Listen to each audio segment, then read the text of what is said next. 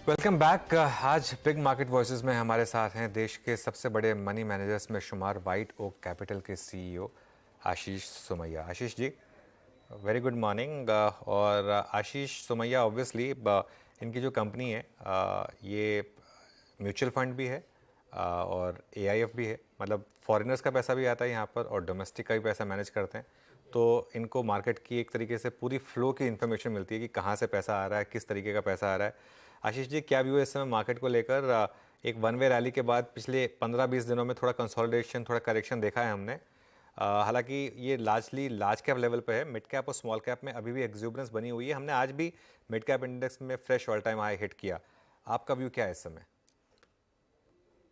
तो अनुज जी, एक्चुअली अगर मुझे ऐसा लग रहा है कि पिछले 3 महीने में काफी शॉर्ट टाइम स्पैन में एक बहुत भारी अप मूव आ गया है। और वो अगर आप देखेंगे मार्च 2020 में जब यूएस से वो फाइनेंशियल इंस्टीट्यूशंस कोलैप्स होने की जब न्यूज आई थी, तब हम लोग 16,600 16,700 पे आए। वहां से बिल्कुल एक 3-4 महीने में बहुत ही शार्प मूवमेंट है। तो मुझे ऐसा लगता है कि थोड़ा अगर कंसोलिडेशन होने की गुंजाइश है थोड़े समय के लिए, क्योंकि 3-4 चीजें हैं। एक तो अगर आप देखें तो यूएस की पूरी न्यूज हमारे पीछे नहीं है, और कितने रेट हाइक्स होंगे और क्या क्या वहां से न्यूज देखने को मिलेगी, ये शायद समझना और प्रेडिक्ट कर पाना मुश्किल है, क्योंकि यूएस को लेकर के डेफिनेटली अभी भी हम अनचार्टेड टेरिटरी में है।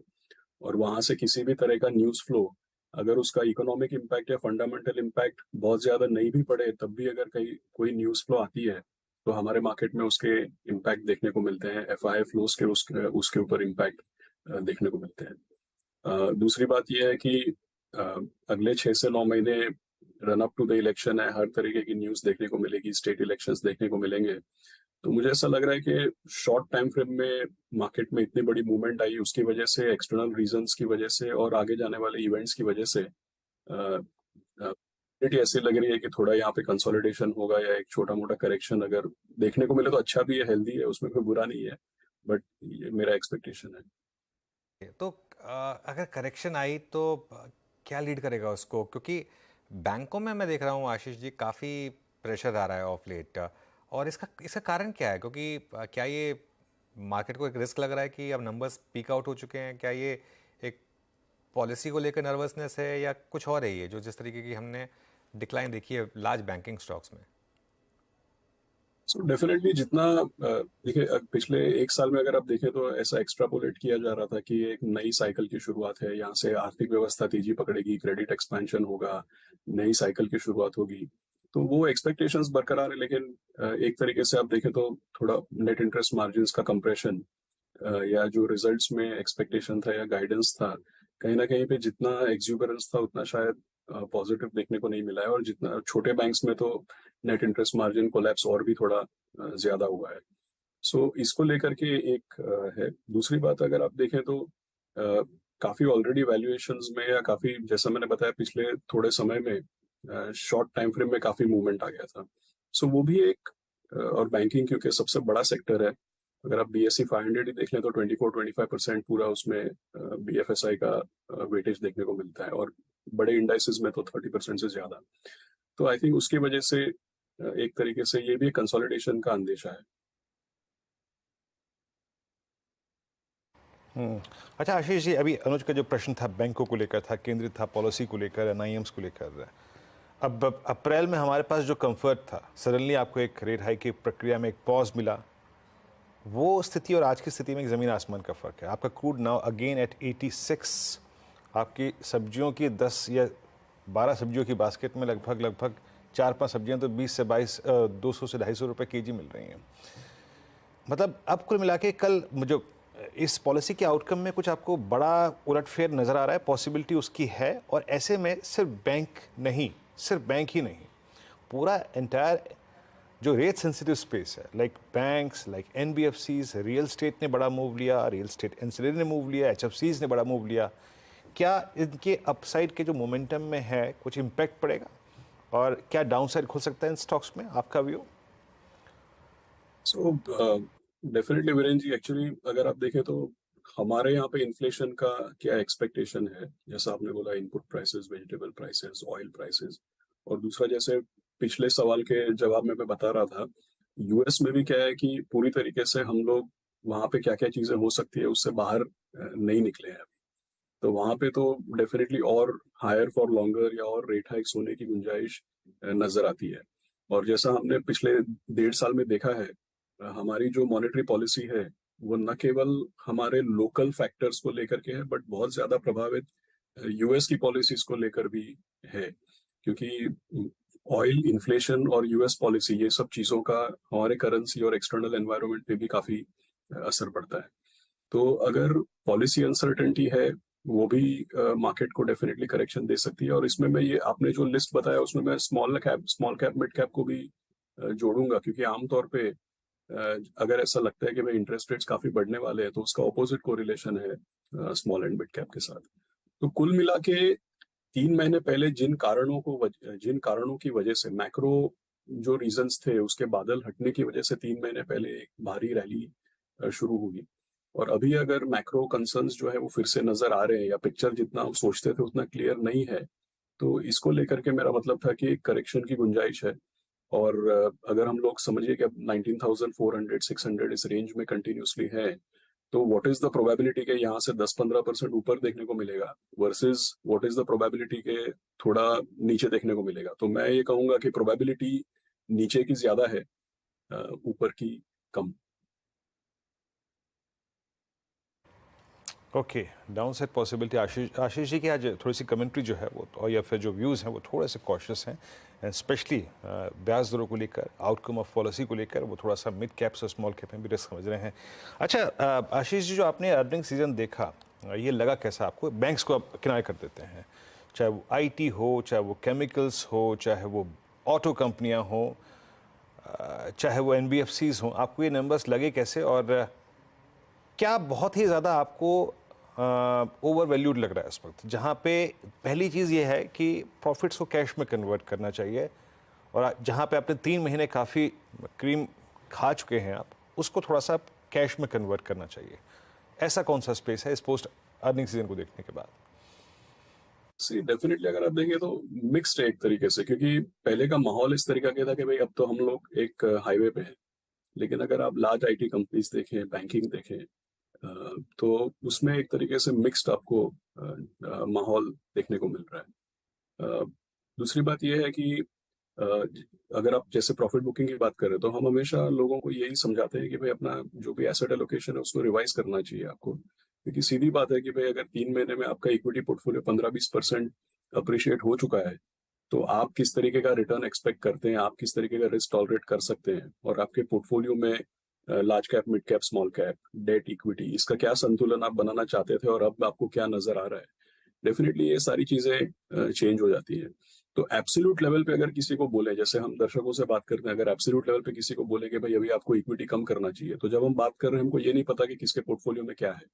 इसीलिए हम उसको एक बहुत ही जेनेरिक तरीके पे बोलते हैं कि भाई आपका एसेट एलोकेशन आप रिव्यू कर लीजिए। कहीं पे अगर आप इक्विटी में सोचते थे कि इतना रिटर्न आना चाहिए, उससे कहीं ज्यादा रिटर्न आपको मिल गया।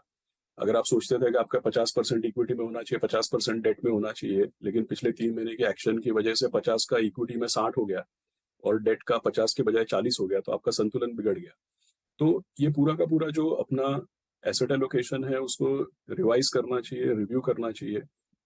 और दूसरी बात ये है कि ऐसा नहीं अगले एक साल में डेट में भी कोई खराब रिटर्न मिलेगा, ऐसा नहीं है। इनफैक्ट अगर पॉलिसी चेंजेस होते हैं तो शॉर्ट टर्म डेट, 3 साल से 5 साल मैच्योरिटी का जो डेट है वो भी काफी अच्छे तरीके से वॉलेटिलिटी को हैंडल कर सकता है और अगले एक साल में अच्छा आपको रिजल्ट दे सकता है। तो मुझे ऐसा लग रहा है कि ये मौका ऐसा है कि रिजल्ट सीजन मिक्स्ड है। जिस तरीके का हाईवे हम सोचते थे उस तरीके का नहीं है, थोड़ी आगे टर्बुलेंस डेफिनेटली देखने को मिल रही है। गाइडेंसेस भी अगर आप देखें तो कई जगहों पे थोड़े से म्यूटेड या थोड़े से रैशनलाइज किए जा रहे हैं। तो इस वजह से एसेट एलोकेशन रिव्यू करना बहुत जरूरी बन जाता है। ओके अच्छा, मार्केट में वीकनेस काफ़ी बढ़ गई है। अब निफ्टी करीब 100 पॉइंट नीचे, बैंक निफ्टी करीब 300 पॉइंट नीचे। थोड़ा ध्यान रखें मार्केट पर। अब हम 19,500 के नीचे हैं और बैंक निफ्टी में भी हम 44,700 के नीचे हैं, तो ध्यान रखिएगा आप। आशीष जी, एक स्टॉक जिस पर आपने बहुत पैसा बनाया वो है डिक्सन टेक। ये मतलब ये जो पूरी कॉन्ट्रैक्ट मैन्युफैक्चरिंग स्पेस है, इसमें अब उसके बाद हमने काफ़ी नए आईपीओस भी देखे। क्या ये स्पेस अभी भी उसी तरीके से डिलीवर कर सकती है या अभी थोड़ी सी ओवर क्राउडेड बन रही है आपके हिसाब से? कभी भी मेरा एक्सपीरियंस ये अनुज सर कि जैसे हमारे पोर्टफोलियोज में देखिए एक्सपोजर है इंडस्ट्रियल्स, मैन्युफैक्चरिंग, इंजीनियरिंग, आउटसोर्सिंग, ये सारी चीजों में पोर्टफोलियो में मेरे ख्याल में 12 से 15% एक्सपोजर है। लेकिन जब भी कोई चीज एक तरीके से एक्स्ट्रापोलेट की जाती है, उसको जैसे थीम बना दिया जाए, सो जब ये एक चीज थीम बन जाती है तो डेफिनेटली उसके लिए कॉशियस रहना जरूरी है। तो शॉर्ट टर्म में कॉशन जरूरी है, लेकिन अगर कोई आगे की बात करता है तो मेरा तो ऐसा मानना है कि इंडिया में इंडस्ट्रियलाइजेशन और इंडिया में मैन्युफैक्चरिंग को बढ़ावा मिलेगा ही मिलेगा। इनफैक्ट अगर हम नहीं चाहे, बाहर वाले हमको करा के रहेंगे। क्योंकि अगर आप ओवरऑल मैक्रो पिक्चर देखते हैं तो यहाँ पे गवर्नमेंट पॉलिसीज फेवर में है, डोमेस्टिक मार्केट है, हमारे काफी लॉज और regulations, incentives, carrot as well as stick, बहुत सारे अप्रोचेस हमारे यहाँ चेंज हो रहे हैं। तो हम डेफिनेटली ये देखेंगे कि यहाँ पे इंडस्ट्रियलाइजेशन और मैन्युफैक्चरिंग को बढ़ावा मिल रहा है। और अभी ये जो कंपनीज आप बोल रहे हैं, जैसे इनको लैपटॉप्स के ऑर्डर्स मिल रहे हैं, या इनको पहले व्हाइट गुड्स के ऑर्डर्स मिल रहे थे, फिर मोबाइल फोन्स के मिलने लगे, अब समझो लैपटॉप्स के मिल रहे हैं। तो ये चीजें चलती रहेंगी और इसमें काफी इजाफा होगा आगे जा करके। लेकिन जब कोई चीज बिल्कुल ही एक तरीके से एक थीम बन जाए या एक तरीके से एक फैड बन जाए, तो शॉर्ट टर्म में उसके लिए कॉशियस रहना बहुत जरूरी होता है। बिल्कुल। अच्छा, एक पिछली बार जब मेरी प्रशांत जी से बात हो रही थी तो एक स्पेस जिसमें वो काफ़ी बुलिश रहे हैं, वो है आपकी कंजम्पशन स्पेस, और ख़ासतौर से नेस्ले पे खैर बड़ा बैठता, पता नहीं मुझे आप स्टॉक स्पेसिफिक बात करेंगे या नहीं, लेकिन यहाँ पर आपका इतना पॉजिटिव होने के और एज अ फंड आपको लगता है यहाँ पर अभी भी स्पेस है? अनुज जी, हमारे पोर्टफोलियो में अगर आप कंज्यूमर देखें तो ज्यादा से ज्यादा वेटेज डिस्क्रेशनरी कंज्यूमर में है। और डिस्क्रेशनरी कंजम्पशन में भी अगर आप देखें तो ज्यादा से एपरल्स, वाइट गुड्स, इस तरीके का जो अर्बन कंजम्पशन या स्लाइटली हायर वैल्यू कंजम्पशन है, इस तरीके का टिल्ट आपको देखने को मिलेगा।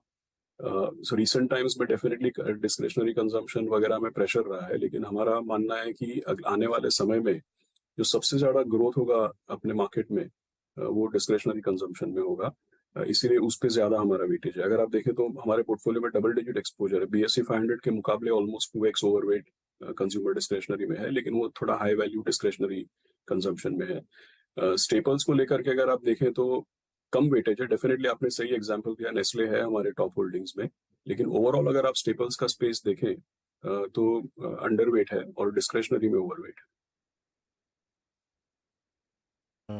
अच्छा आशीष जी, आपके फंड में फार्मा का एक्सपोजर कितना था, मतलब in the beginning of this fiscal, या फिर मार्च तक या फिर अप्रैल तक आप लोगों ने कितना बढ़ाया? और जैसे कि आप कह रहे हैं कि जहां आपको बहुत शॉर्ट टर्म में बहुत अच्छा पैसा मिल चुका है, फार्मा पे क्या अप्रोच होगी आपके, और क्या करना चाह रहे हैं आप अपने इस वक्त पोर्टफोलियो में जो फार्मा स्टॉक्स हैं उनमें?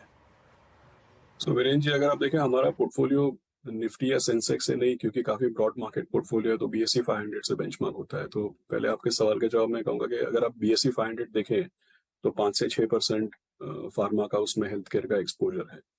लेकिन हमारा अगर पूरा पोर्टफोलियो आप देखें तो मेरे ख्याल में 12 से 13% ओवरऑल हेल्थ केयर स्पेस होगा। और इसमें मैं केवल फार्मा नहीं बोलूंगा, मैं जानबूझ करके हेल्थ केयर बोल रहा हूँ, क्योंकि hospital stocks, big pharma, mid cap pharma, hospital stocks, ये सारा मिला के करीब करीब 2 to 3x वेटेज होगा BSE 500 के मुकाबले। सो 5 to 6% बेंचमार्क में है। अपने पोर्टफोलियो में ये सारे स्टॉक्स मिला करके करीब करीब 13 से 14% वेटेज है इसमें। और ये जैसे पिछले एक साल में हॉस्पिटल स्टॉक्स वगैरह को लेकर के ओवरऑल हेल्थ केयर स्पेस में हमारा वेटेज बढ़ा ही है एक्चुअली पिछले एक साल में कंसिस्टेंटली। ओके, तो ये अभी I mean for you as well, for a general investor और जो डायरेक्ट फार्मा स्टॉक्स में एक्सपोजर लेके बैठा हुआ है, फार्मा में स्पेशली जैसे कि आपने कहा ना, आपने कहा कि मैं हेल्थ केयर शब्द का चुनाव करूंगा, हॉस्पिटल स्टॉक्स ने पैसा बना के दिया, सारे hospital stocks at all time high, 52 week high, ये थीम अभी भी काम करेगी आशीष जी? आपको लगता है कि जिस प्रकार से अब जो वो नॉन कोविड रेवेन्यू है वो स्टेबल हो गए with positive bias, bed capacities बढ़ रही हैं, ये स्पेस अभी भी होल्ड रहेगा आपकी तरफ से? वीरेंद्र जी, इसमें बिल्कुल जैसे पहले अनुज जी ने बताया, जैसे जब वो डिक्सन का एग्जाम्पल ले रहे थे और जब हम लोग मैन्युफैक्चरिंग इसकी बात कर रहे थे, तो हर एक चीज में हमेशा यही होता है कि एक तो लार्ज लॉन्ग टर्म ट्रेंड होता है। तो इसमें अगर आप हॉस्पिटल में देखें तो affordability of health care, medical insurance का पेनिट्रेशन, अर्बनाइजेशन, सो काफी सारे ऑर्गेनाइज्ड अनऑर्गेनाइज्ड से ऑर्गेनाइज्ड की तरफ का मूवमेंट, तो ये सारी की सारी जो चीजें हैं ये लॉन्ग टर्म ट्रेंड्स हैं।